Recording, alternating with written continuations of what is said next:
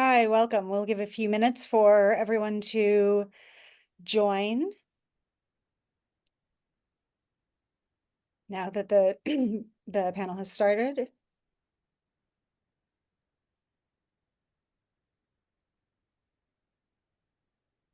Thank you for joining us at perhaps 4:30 on a Friday afternoon. I know the timing of that FDA hearing wasn't perfect, but we're excited to be able to chat with you all today about what we heard.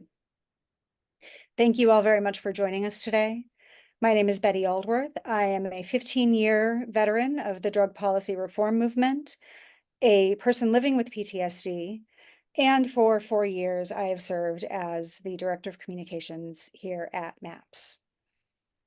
Today's discussion will focus on insights and takeaways from the FDA's hybrid public meeting on advancing treatments for post-traumatic stress disorder. We're hearing from a panel of experts who have dedicated their careers to advancing PTSD treatment through research, therapy, and advocacy. I'm very honored to have this panel with us today of luminaries, truly, in this space. If you do have a question for the panel, please do use the Q&A function in Zoom at the bottom of your screen. We'll address those questions during the open session at the end. You can also reach out to our colleagues in public relations at maps@kcsa.com. Somebody will drop that in the chat for any follow-up interviews with our panelists or other experts who have been working in this area. I want to note that the MDMA-assisted therapy for PTSD drug development program has transitioned to Lykos Therapeutics. So neither MAPS nor our panelists have any additional details on the FDA's instructions to Lykos for the third phase 3 trial that they have asked for. So any comments about that made today should be viewed as personal opinion, not as representing Lykos Therapeutics, which we do not. I do though invite you to ask questions as appropriate for these experts, all of whom have experience that's related. I want to start by acknowledging something that was said by Dr. States from the HHS, the Department of Health and Human Services. During the FDA meeting, he said that communities, cities, and states are moving forward with public health initiatives, and there is a need for better coordination across these efforts. And I want us to think about that for a moment, because the delay in FDA approval is, of course, heartbreaking for many. It's also heartbreaking for the thousands of people who are still suffering from PTSD, who have reached out to us desperate for effective treatments. So despite support from 80 members of Congress, veterans groups, trauma experts, so many others, the FDA continues to delay, or has delayed this approval. And yet, in the real world, many people are using psychedelics in unregulated settings today because they see them as their last chance to heal after they've tried everything else. States like Colorado and Oregon have already implemented regulated psychedelic treatment models, and we're hopeful that Massachusetts will follow in November, very hopeful, because the voters in those states, the people, have decided it is time to move beyond the very restrictive and needfully restrictive in many cases, but the FDA process that is currently failing patients living with PTSD. Many of them, not all, but many. So MAPS is as committed as ever to working with people and communities across the US and globally to advance safe, legal access to these treatments in communities, in states, and we are going to be putting a lot of our energies in those kinds of efforts that are going to provide access regardless of what the FDA requires, because the reality today is that many people are accessing these treatments. Many people will continue to do so. And we must be there to help provide a container to help advise on building the container in which that is a legal and safe, a safer and legal, equitable opportunity for people to heal. So that's where we're putting our efforts. I would love to talk to any of you about that as we are moving into the next legislative session and into this election season, into some changes to our educational programs that will make our resources more accessible to communities. But for today, I know that you are very eager to hear from our renowned experts. So let me introduce to you first, oops, pardon, Dr. Michael Mithoefer, who with his wife and co-therapist Annie Mithoefer has been working on MDMA-assisted therapy research for 25 years. He has trained hundreds of people in the trial protocol that was used in the MDMA-assisted therapy trials, and is the lead author of the MDMA-assisted therapy treatment manual, as well as being an author on many of the papers about the research, the peer-reviewed papers about the research. We have with us today Bessel van der Kolk, perhaps one of the world's most well-renowned trauma experts, who literally wrote the book on it, The Body Keeps the Score. He's trained thousands of clinicians worldwide in trauma-focused therapies, including EMDR and neurofeedback. He founded the Trauma Research Foundation and has conducted extensive research on PTSD, developmental trauma, and the neurobiology of trauma. Dr. Dave Rabin is a psychiatrist and neuroscientist who has been researching the impact of chronic stress on mental health for over 15 years.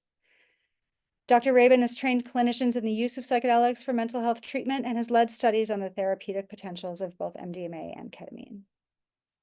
And Dr. Darren Smith is a U.S. Army veteran, a clinician, scholar, researcher, and educator who seeks evidence-based solutions for people with mental illness. His research focuses on how systemic race-based discrimination affects healthcare outcomes, especially for communities of color. He also researches applied neuroscience and psychedelic research. So, Dr. Mithoefer, I know that you have to jump at the top of the hour. Thank you for joining us at this in this moment, but we'll start with you.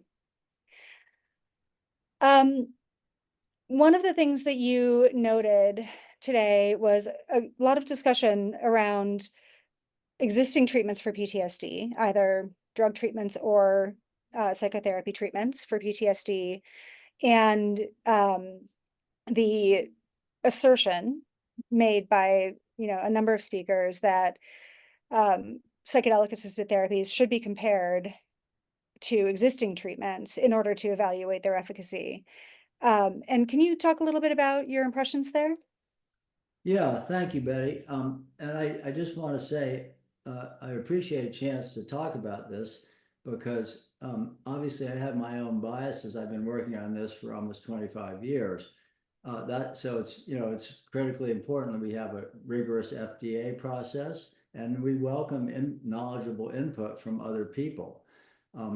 Unfortunately, what happened, I would say, at the advisory committee and in many communications since, is people are making a lot of comments based on real misunderstanding of what the research was and what the therapy is. So it's very unfortunate to be espousing a lot of ideas based on a misunderstanding. So it's really important that we talk to people who understand how the therapy was. So yeah, I think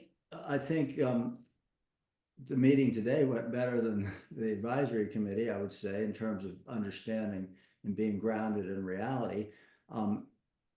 But I think, one thing I did observe is I think many people in the beginning tended to overstate the effectiveness of existing therapies, though they all admitted we need more therapy. The reason I started doing research was because I'm a clinician and I was forced to do research because the treatments for PTSD were so woefully lacking. So I think, I've forgotten the person's name near the end, but he mentioned that with existing treatments, I think 12 to 20% or something lose the diagnosis. So that's still bulk of the people not losing the diagnosis. In the MAPS, in the Lycos phase 3 data and the phase 2 data, it's in the neighborhood of 2/3 of the people. So it would be a huge leap in effectiveness that is severely needed if these treatments can get approved. And is it normal for FDA evaluations of new drug applications to include a comparison to existing treatments?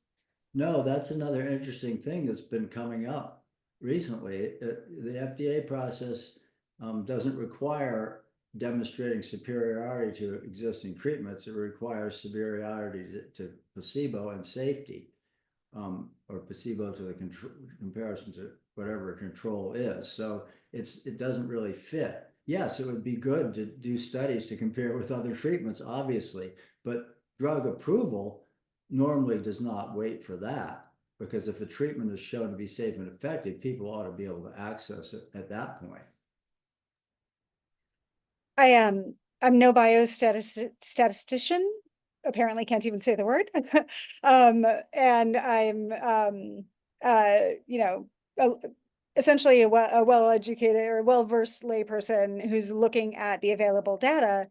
And it does seem to me that people perform as well in the MDMA assisted therapy trials with placebo as they do with some of those frontline treatments. So it's an interesting comparison that I think deserves some look by professionals who truly understand that data. So, you know, take that for what it's worth, which is very little, but this is what that is what I've noted. Yeah.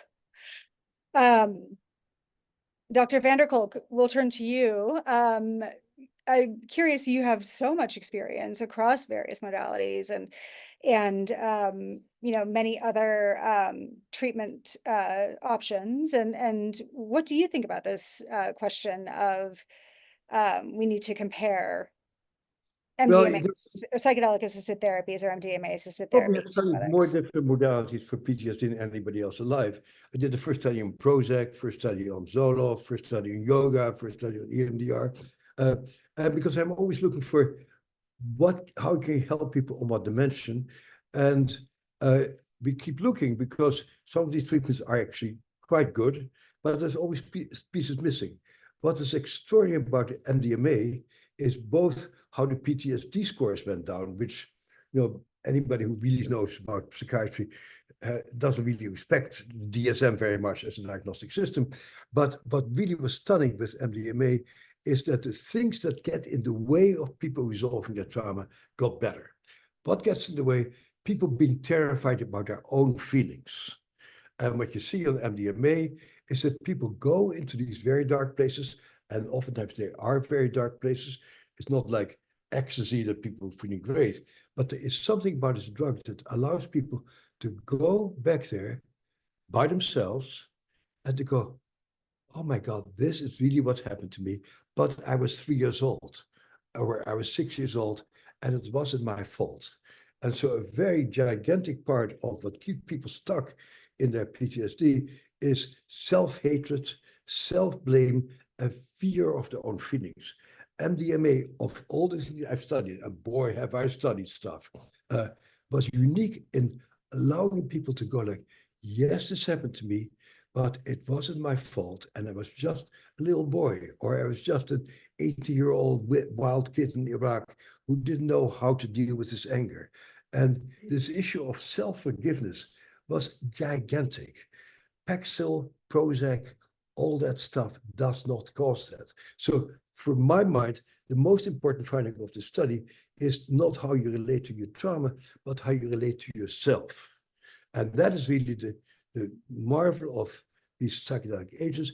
They're mind manifesting systems. Prozac is not a mind manifesting thing. You really get to know yourself and say, this really happened to me. And it allows people to go on with their life with a fresh perspective. They're not fun drugs. I think part of the reason why the FDA is against this is the terror that people might actually have a good time.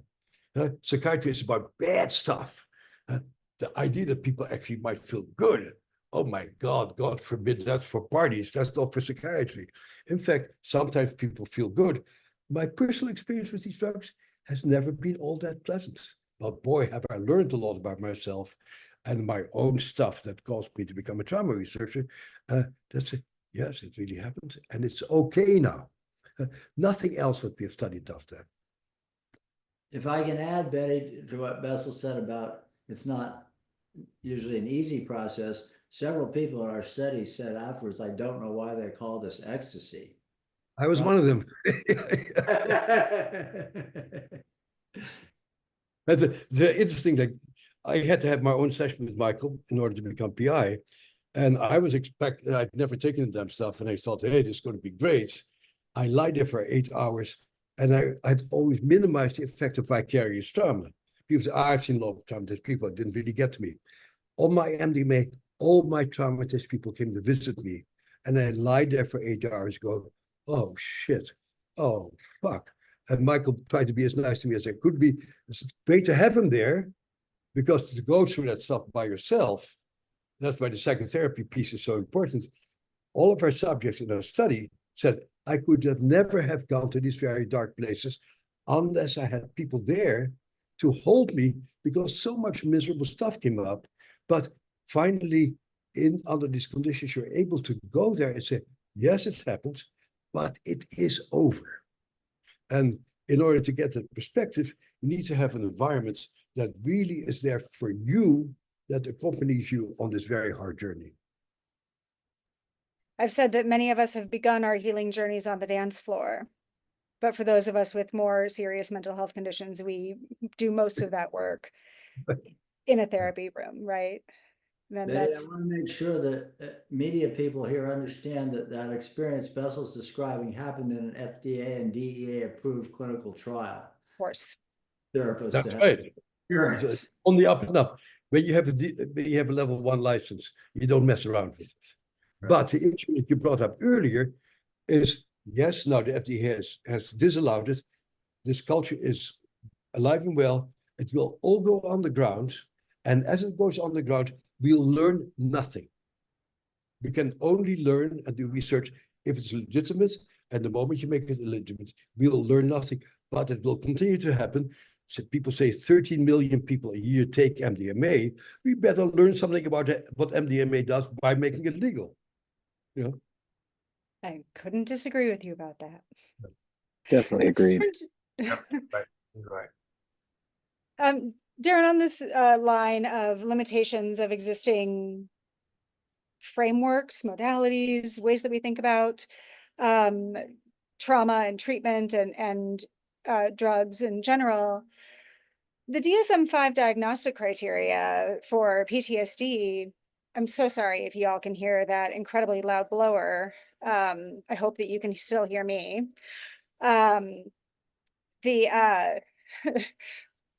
Working from home is an interesting, oh good, you can't hear it, wonderful, okay. So the limitations of the DSM-5 diagnostic criteria really can contribute to the difficulty in evaluating the full impact of things like racial trauma, which I know you've done a lot of work around, and sort of generalized all-cause trauma within racialized communities. And then it also, those difficulties apply beyond to clinically measuring healing and transformation among those people who do respond to psychedelic assisted therapies, who are living with that sort of more generalized trauma. Can you talk about some of those limitations and what you think would be some constructive and generative answers for racialized communities? Well, I think Bessel hit on it earlier, and he talked about it in his remarks. But yeah, the tools that are used to evaluate research, particularly that rely on the DSM-5, are highly suspect. I mean, it's particularly when it comes to folks who are experiencing racial trauma. As you know, racial trauma is something that is not something that occurs in just a single event, but really is an accumulation of experiences of racial discrimination over the course of one's life. Right. And there might be a time when there's a tipping point. For instance, maybe something that occurred like maybe the the shooting of George Floyd, for instance, might be the catalyst that tips a person over into full-blown PTSD in terms of symptomatology. And particularly that's what the DSM is really trying to get at, is symptom reduction or symptomatology related to issues, which are different from folks who are suffering from a race-based trauma. It's something that you can often see, but it's the microaggressions, the daily daily oppression that people face, just simply having more melanin in their skin. I heard some comments earlier regarding some of the symptoms of that are very similar to what people would experience with normal, just regular PTSD. More of a complex PTSD variety. I know Bessel knows a lot about this as well. And by the way, Brother Bessel, hope you don't mind me calling you Brother Bessel, but you and I have a colleague in common, Dr. Anat Rogel. I don't know if you know Anat, but Anat has talked about you and has wanted me to meet you for years. So it's nice to meet you and be with you finally. And so anyway, nevertheless, looking at some of the ways in which this manifests is very, very difficult for African Americans and other communities of color to be able to have a seat at the table using the current metrics for clinical research. And that's part of the problem. And we have to throw out the old tools and bring in new tools, more holistic ways of evaluating people, much more in the nature of qualitative experiences. And so, and this is something that I don't think the FDA can really wrap their head around, in terms of what, or at least in terms of what this medicine does and how it affects people, much more the shifts in consciousness that occurs with these medications. And so in regards to African Americans and other communities of color and what can be done to sort of capture that group, and help. And this has been the biggest concern for me. In fact, I've reached out to one of our panelists on here, to talk about this, and he knows who he is, Dr. Michael. I reached out to Dr. Michael about a study that was going on in North Carolina. So it's interesting how the universe lays down tracks to put us in the same trajectory with people who I highly respect. So I'm kind of gigging out here a little bit, while at the same time trying to help the audience understand how these things are particular and very important. So community involvement and partnerships are very, very important if we want to build consistency with communities of color. Developing relationships with community leaders, organizations, targeting communities that need this work, this unique work, and valuing the things that they bring to the table. Training more culturally competent practitioners to do this work, to be sensitive to this work.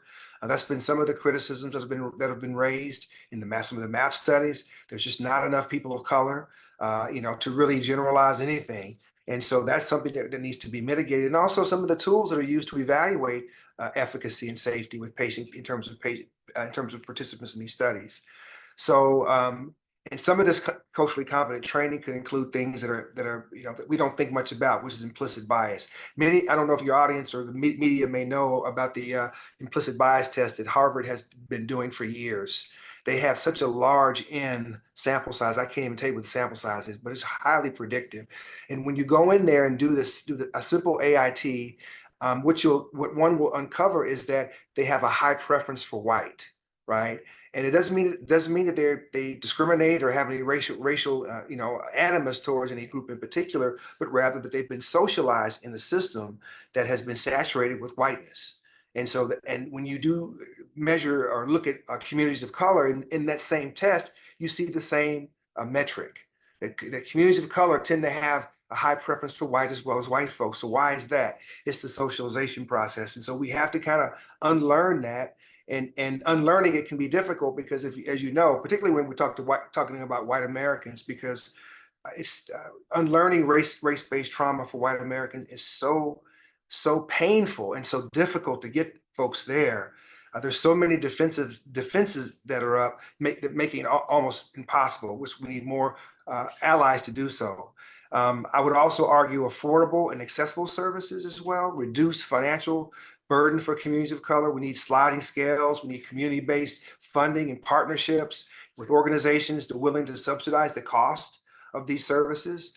to make them more accessible to communities. We need more education and awareness, because some of in the African American community, for example, there is a complete stigma against any kind of drug. I think that has a lot to do with the war on drugs, which scared the hell out of the Black community, and so they don't want it. So, and that coupled with botched so-called pseudoscience to the early 19th century and 20th century into the 21st century, these atrocities continue. So African Americans and other communities of color are rightly concerned about these scientific, the work of science when it comes to their personal bodies and their personal concerns. Nevertheless, the need for those therapies, healing therapies, are evident in those communities as well. Finally, I'll say, there's much more I can say about this, but there's traditional healing systems of worship and systems of practice and knowledge systems need to be incorporated into these practices. Hands down, we need to meet people where they are. We need to embrace their practices. We need to recognize that these are, for some communities, particularly our indigenous communities, where these medicines come from. They've been doing this a long time. I think we're kind of new to the game.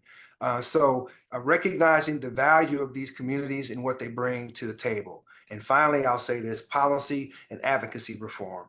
We need to work with state organizations, marginalized communities, and other acolytes and representatives in the community and in this space to figure out a way to continue to advocate for these medicines as we need to. And I think if we can do that, we might be able to make some inroads. Look, the cat's out of the bag when it comes to these medicines. The cat's out of the bag when it comes to this treatment. And even as we're talking right now, there are millions of people, I would argue, throughout the world who are using these medicines in some form or fashion.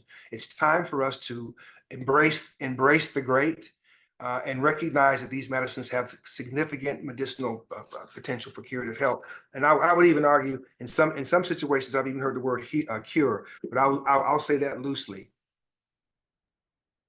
Thank you. Bessel will give you just a moment to respond, and then we'll turn to Dr. Reagan. Small bit about there. With the FDA's decision, these medicines are going to go underground. People like me have no trouble going underground because they're not afraid of getting arrested for drugs. Black people have a terrible history with drugs. Most Black people are not going to go underground to get this treatment. That means that basically the community of color, by this decision, has been excluded from, up to now, the most effective treatment for this condition up to now. It's a very big issue. I'd like to really underscore that, because the attitude about what the police will do to you is completely different from me than if you're a Black person. Number two, when I started this study, I told my colleagues at MAPS, you should study post-traumatic stress disorder, and you should not study people who have always been traumatized, including your population, but also people who grew up in violent and abusive homes, because those people have not responded well to our treatment, but they're all called PTSD because we have such a rough diagnostic system. So I put pressure on Michael and Rick. Exclude those people who have always had trauma, who don't have a memory of what life feels like. Okay, they overruled me, and I'm unbelievably grateful that it did, because that population that has never responded to any of our treatments in a predictable way of chronic abuse, chronic family violence, did extraordinarily well in this study. And that's what you should read in our scientific articles. One of what won the prize for one of the most important scientific articles of the year in the science. It is not lousy science. Read those articles and see what it did for people who had lifelong abuse, which had never responded to anything. And I think Darren's population fits in that category to some degree also. I'm very eager to try to convince you all to come and do a talk with us on complex PTSD and racial trauma and the similarities and differences there. But we'll save that for another day.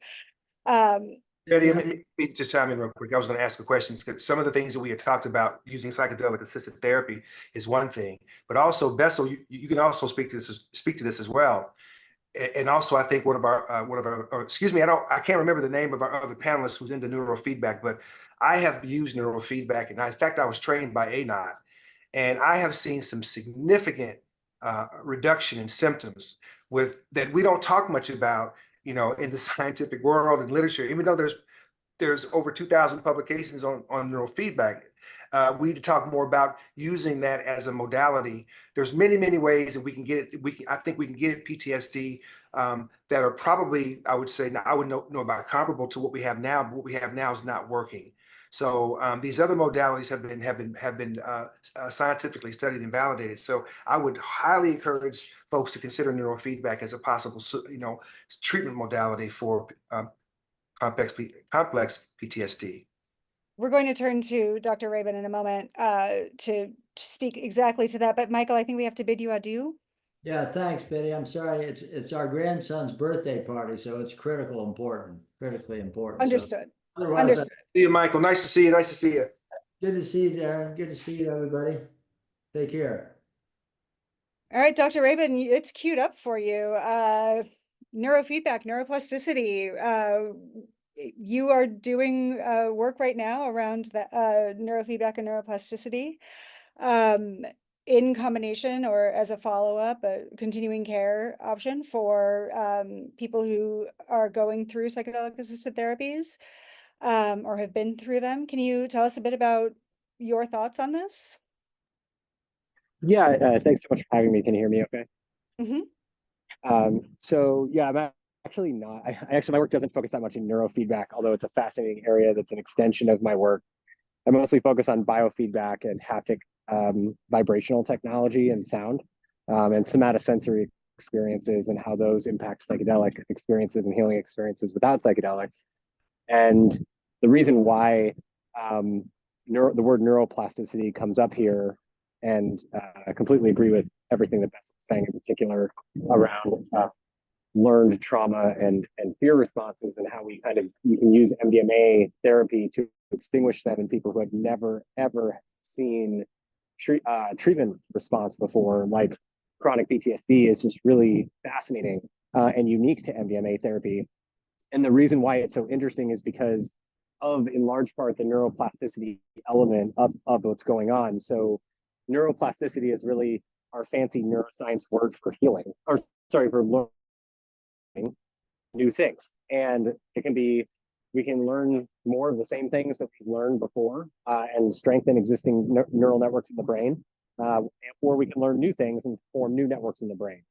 And what's really interesting about psychedelic experiences, and what we now know from Eric Kandel's work, who is one of the most famous neuropsychiatrists, who won a Nobel Prize in 2000 for discovering how we learn and remember, is that what we practice, we get better at, no matter what it is. So if it's negative thoughts about ourselves, negative thoughts about how trauma changed the way we saw ourselves, or multiple traumatic events or abuse, etc., or society influence, all of these things shift the way that we see ourselves. And if we keep going down those thought loop paths, we strengthen those neural networks. And so MDMA assisted therapy is really interesting as and all psychedelic medicines in large part as neuroplasticity enhancement tools, because we have to feel safe to learn new things. And safety, and which is represented as vagal or parasympathetic tone in the autonomic nervous system, is responsible for all of our healing, all of our recovery, including digestion, immunity, reproduction, creativity, empathy, all of those introspection, looking inside yourself, interoception, feeling your body. All of those skills that we have access to in the healing process are only available to us when we feel safe enough to be able to learn new things.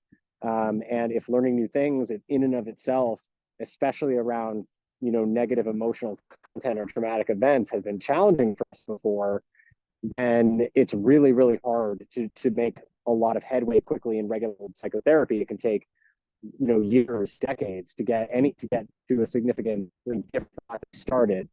And what we see with MDMA so fascinating is that it seems to be working molecularly to amplify certain safety regions in the emotional brain, the limbic system, that tell amygdala, our fear center, that it shouldn't be blasting off activity when there's no actual threat around, and thereby amplifying the safety of the therapy experience. It helps helps the client feel safe enough to remake meaning around their past traumatic events from a standpoint of it not being your fault and you doing the best you could at the time with what you knew, and gives you a framework to move on past it by learning from it and not judging yourself for it. And the safety really stuck out for us in our research as one of the most critical features of the mechanism of how MDMA therapy works, and that safety is critical to amplifying neuroplasticity and learning. So I think that tie it all together, the reason why this is so important is because when we talk about the FDA's criticism around safety concerns with MDMA therapy, it's quite unfounded in the science. If you look at the science around MDMA assisted therapy, not only is MDMA itself safer than many other medications when using that are currently prescribed in mental health when used according to protocol, but there are almost no long-term side effects, if any, from in almost all the subjects that went through the MDMA assisted protocol, and the entire therapeutic protocol is founded around safety, which in large part I learned from you, Michael Medhoffer. So thanks for training me in all of that.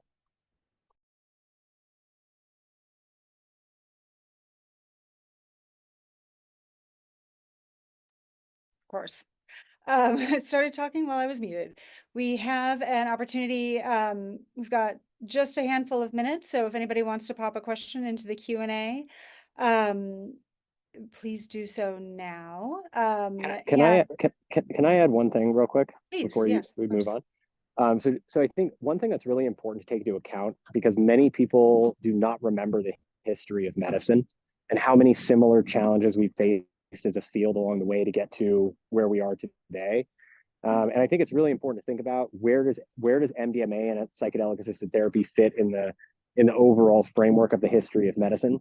And if you really look at that, what it's most similar to is the discovery of two of the most impactful discoveries ever made in the entire history of medicine, which are, number one, hand washing in the 1890s, which nobody believed to be effective and wasn't implemented for 25 years later, and saved countless lives.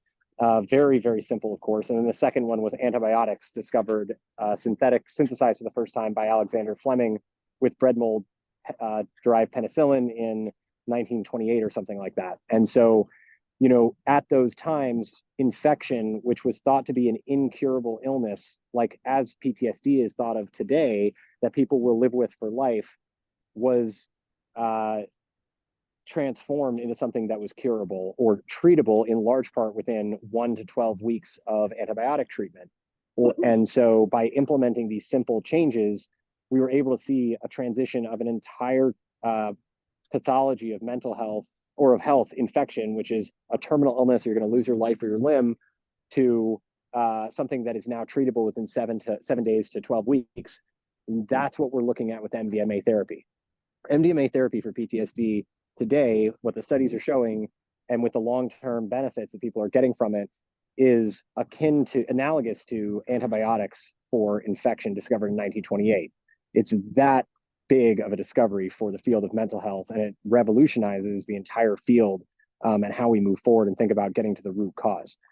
So I think taking that away is really important, just to think about the gravity of this discovery and that it will come through eventually. There's always resistance to me. Can I supplement what you're saying? So what the FDA committee originally said, that the risks outweigh the benefits. They obviously did not read our papers that were published in the most prestigious scientific journals, because this is not a treatment study primarily. This is primarily side effect studies. I've done 50 years of studies. This was the most pain in the ass study I've ever done, because we looked at every conceivable side effects in over 200 people, and we found no side effects. And the FDA says you should do another study to study side effects. But that's what the study concentrated on. We did not concentrate on all the subtlety that Darren and I were talking about, all the complex issue of guilt and shame and embarrassment and hating yourself. We barely mentioned that. I happen to have a paper that actually wrote about it in the secondary data, but we did not focus on that. We focused on side effects. And if you come to the conclusion that this outweigh the benefits, you have not vetted the science. I think it's yet another indication that the complexities of mental health care the complexities of our minds are very poorly addressed in the systems that we have available to us, right? For things like FDA approval or adoption of treatments, and the importance that we allow those systems to, or push those systems to start to adopt a higher degree of complexity as they're considering these things. So thank you. I think that's an important piece. All right. Well, any final thoughts from our esteemed experts, Dr. Vanderkolk, Dr. Smith, Dr. Reagan? Anything else that you would like to share while we have really, truly I think almost all of the most prolific beat reporters on psychedelics here with us today. So But their questions are. we have not received any reporter questions. So we are at All the questions. What more do you quarter want? after. But if we want to hang out for a few more minutes and give folks a chance to pop their questions in, happy to do that. But I do know that we had said that we would stop at quarter after, and or that we would run until quarter after, but I'm sure that no one's going to complain if you would like to stick around and answer some more questions while we have And you you. also can be in touch with us. Trauma Research Foundation, in my case, or besselvanderkolk.com. I'm always happy to talk, because eventually the journalists will determine how this is being received. You are more powerful than we were as scientists, because you either pay attention to the science or you ignore it. So you're the most important people here. Yeah. Totally agree. And of course, you can reach any of these panelists as well as many other experts, again, by messaging us at maps@kcsa.com, and somebody will drop that back into the chat again.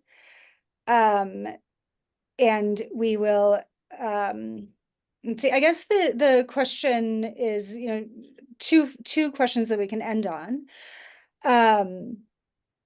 What do you think is the next, what do you think is next that we'll be seeing from FDA? If you have any guesses as to that, how do you think this might, or the ultimate impact on psychedelic assisted therapy trials for drug development or approval?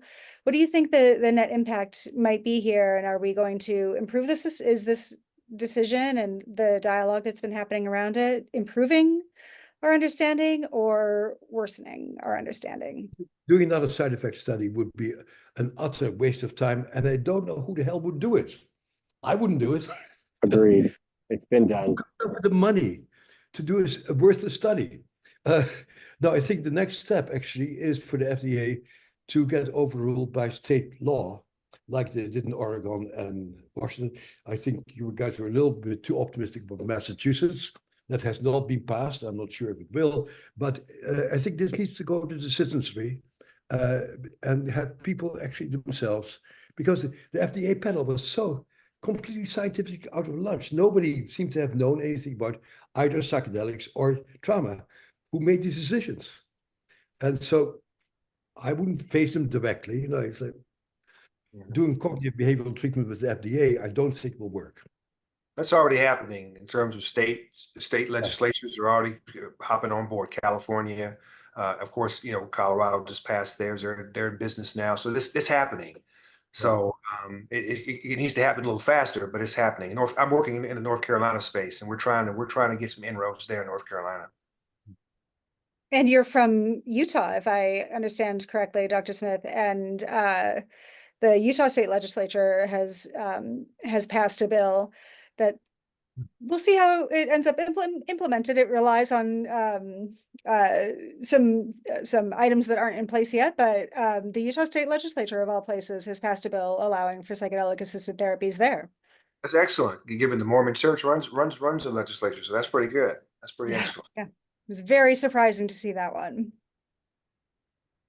So I'd like to hear from Bessel in terms of his work with neurofeedback and what you've seen in neurofeedback, because I think you're one of the most prolific advocates of it, and so I'd like to hear more about it. I'm in Europe right now, and it's really bedtime. I think neurofeedback is another incredibly important subject. It's also one of the most underutilized things, which is fascinating. But I don't think that's the topic right now. I think the topic right now is psychedelics. And so I'll just stick on that and then go to bed. We'll get you two Okay, I was in the connected. combination of the two, Bessel, the potential No, for combination of the two.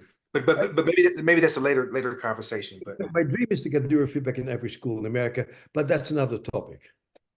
Yeah. No, our dream is to get psychedelic assisted therapy training in every medical school in No, America. there you So go. There you go. we are. people need to be trained. These are not innocuous substances, and the context and setting is incredibly important. And people should be well trained, and it should be in a very good context, and don't mess around with psychedelics. Huh? It should be done carefully. Let's give everybody psychedelics. No, absolutely not. No. I was saying psychedelic assisted therapy training in every medical school and social work school and places where we would be training practitioners. Would love that, actually. Yes. Thank you for allowing me the opportunity to clarify. So Okay. we'll close out today just by saying, I have to give the disclaimer, of course, that no psychedelic assisted therapy is psychedelic assisted therapy is yet approved by the FDA. Psychedelics, just like any other treatment, do not work for anyone. And of course, if one chooses to engage in such practices, excuse me, I might have just said that no treatments work for anyone when I meant everyone. And if one does choose to use psychedelics or any other substances, that they should be well educated about the harm reduction and ways to mitigate the risks. And with that, thank you both so very much for joining us today. Great honor to sit with you and have a quick conversation. And again, to the members of the media who have joined us, please reach out. We are more than happy to put you in touch with any of the experts with whom we work. And as you can tell, they have a lot to say. So have a wonderful weekend, everyone, and goodbye. Good night. Yeah.